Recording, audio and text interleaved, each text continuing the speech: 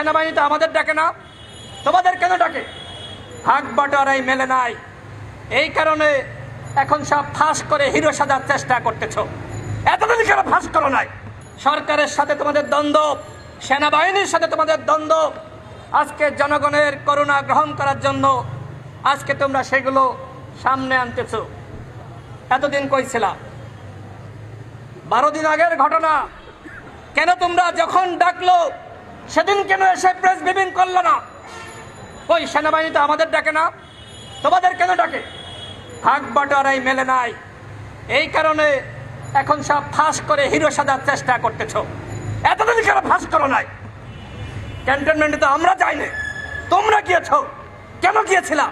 তোমাদের এই জবাবদিহিতা করতে হবে। এই প্রশ্ন কি কেউ করছে যে ক্যান্টনমেন্টে তোমাকে ডাকলো তুমি কেন ছুটে গেলা? আর সব জায়গায় কেন হাসনাত এবং সার্জিস? আচ্ছা, হাসনাত এবং সার্জিস সেখানে গেল, তার দলের অন্যান্য নেতাকর্মীদের সাথে কেন আলোচনা করে নাই? কেন, কি কারণ? আমরা সেটি জানতে চাই বন্ধুগণ। যারা গণহত্যার বিচার করবে তারা বিচার না করে কি করলো? ওই যে সাবের এবং মান্নান, তাদেরকে জামিন দিয়ে দিল। সব জায়গায় আসিফ নজরুলের নাম আছে, আপনারা খোঁজ নিয়ে দেখেন। এই জামিনের জন্য কাজ করেছে উপদেষ্টা আদিলুর রহমান শুভ্র, সব জায়গায় আসিফ নজরুল না। এই যে জামিনের জন্য কাজ করেছে উপদেষ্টা আদিলুর রহমান শুভ্র সাহেব, তারা বলছেন যে তারা নাকি ক্লিন ইমেজের ব্যক্তিত্ব।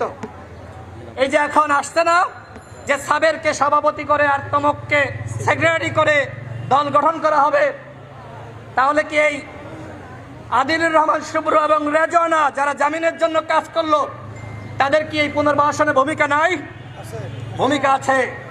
সুতরাং এই যে উপদেষ্টা পরিষদ, আমরা আগেই বলেছি যদি গণহত্যার বিচার এবং রাষ্ট্র সংস্কার করতে চান তাহলে সবার আগে এই উপদেষ্টা পরিষদের সংস্কার করতে হবে। আপনারা 6 মাস থাকবেন নাকি 8 মাস থাকবেন, আমাদের কথা একটাই, এই উপদেষ্টা পরিষদের পুনর্গঠন করতে হবে। গণ অভ্যুত্থানে যারা ভূমিকা রেখেছে সকল পক্ষের মতামত নিয়ে, প্রতিনিধি নিয়ে একটি নতুন তত্ত্বাবধায়ক সরকার গঠন করতে হবে। কারণ কি? কারণ এই সরকার তার নিরপেক্ষতা পুরোপুরি হারিয়েছে, পুরোপুরি। এখন যদি আমরা একটি নিরপেক্ষ সরকার না পাই তাহলে আগামীতে কিন্তু অবাধ সুষ্ঠু নিরপেক্ষ নির্বাচন অনুষ্ঠিত হবে না। আমাদের ফারুক হাসান বলেছে যে এনসিপির 2 জন প্রতিনিধি রয়েছে, বিএনপি জামাত গণ অধিকার পরিষদের প্রতিনিধি এখানে কেন থাকবে না? তারা 2 জন থাকুক, আমাদের আপত্তি নাই, কিন্তু অন্য প্রতিনিধিদের নিয়ে তত্ত্বাবধায়ক সরকার ব্যবস্থা গঠন করতে হবে এবং সেই সরকারের প্রধান থাকবে অন্তর্বর্তীকালীন সরকারের যিনি বর্তমানে প্রধান রয়েছেন ডক্টর ইউনূস।